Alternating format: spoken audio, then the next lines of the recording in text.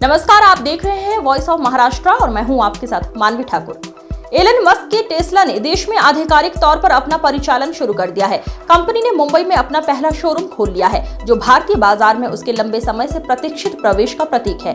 बता दें कि भारतीय ऑटोमोबाइल बाजार और इलेक्ट्रिक वाहनों के लिए ये बहुत बड़ा पल है। बीते कई वर्षों से एलन मस्क की कंपनी इंडिया में आने की योजना बना रही है। वहीं अब महाराष्ट्र के मुख्यमंत्री देवेंद्र फडणवीस और राज्य के परिवहन मंत्री देवेंद्र फडणवीस आज टेस्ला शोरूम के उद्घाटन के लिए पहुंचे हैं। सुनिए उन्होंने क्या कहा।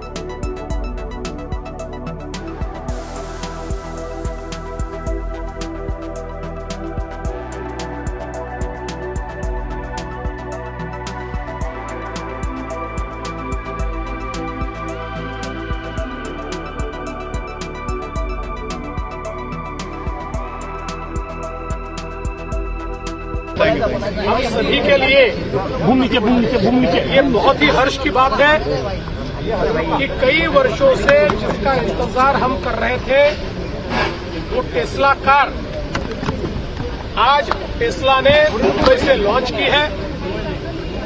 अपना भारत का पहला एक्सपीरियंस सेंटर, अपनी भारत की एंट्री आज उन्होंने मुंबई से अनाउंस की है।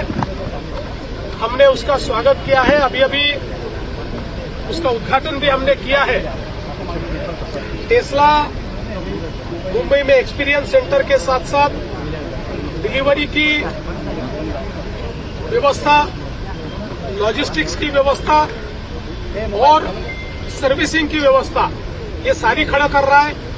साथ में 4 बड़े चार्जिंग स्टेशन और 32 चार्जिंग की व्यवस्था है, ये भी टेस्ला खड़ा कर रहा है, जिसके कारण एक बड़े पैमाने पर ये चार्जिंग इंफ्रास्ट्रक्चर भी यहां पर तैयार होगा।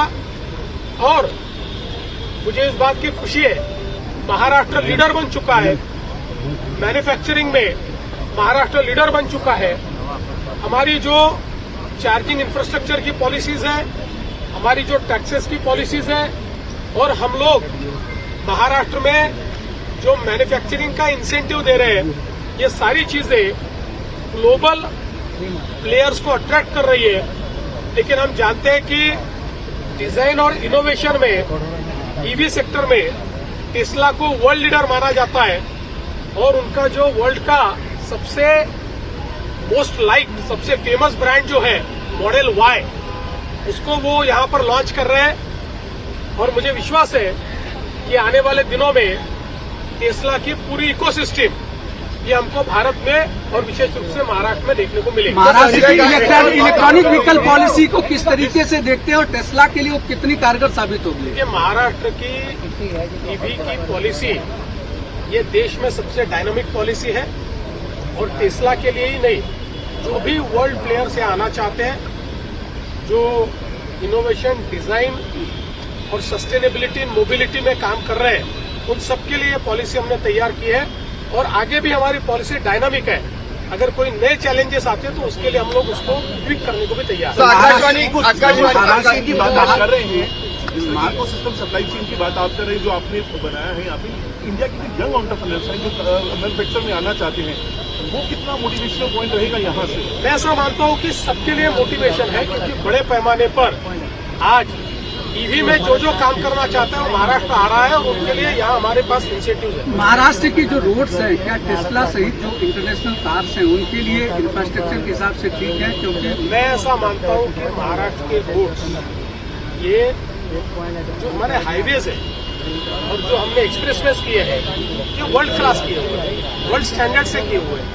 क्योंकि हमारे जो देश के स्टैंडर्ड हमने तैयार किए हैं वर्ल्ड क्लास स्टैंडर्ड से, इसलिए मुझे लगता है कि बिल्कुल उसके लिए हम लोग तैयार हैं। कुछ रोड्स को अभी और ठीक करना पड़ेगा। इंडियनाइजेशन की आप बात कर रहे हैं, तो क्या आप महाराष्ट्र में भी टेस्ला का कोई मैन्युफैक्चरिंग यूनिट का सपना देख रहे हैं? क्या महाराष्ट्र में भी बड़ी बड़ी कंपनियों का, बड़ी कंपनियां सारी आ चुकी है और क्यों सपना न देखे? महाराष्ट्र से अच्छा मैन्युफैक्चरिंग के लिए और क्या है? जब भी उनका 100% ये निर्णय होगा कि सारी चीजें यहाँ बनानी है, उस समय महाराष्ट्र प्रिफर्ड डेस्टिनेशन है, ऐसा हमारा प्रयास। देवेंद्र जी आएगा क्या कोई? देवेंद्र जी, जिस तरीके से डोनाल्ड ट्रंप ने टेस्ला के ऊपर तमाम सारी बंदियां लाई थी, भारत में किसी न किसी तरीके से व्यापार को रोकने के लिए, बावजूद इसके टेस्ला का यहाँ पहला ही कैसे देखते हैं? मुझे ऐसा लगता है कि एक अंतर्राष्ट्रीय परिप्रेक्ष्य में इसके ऊपर कमेंट करना ये ठीक नहीं है।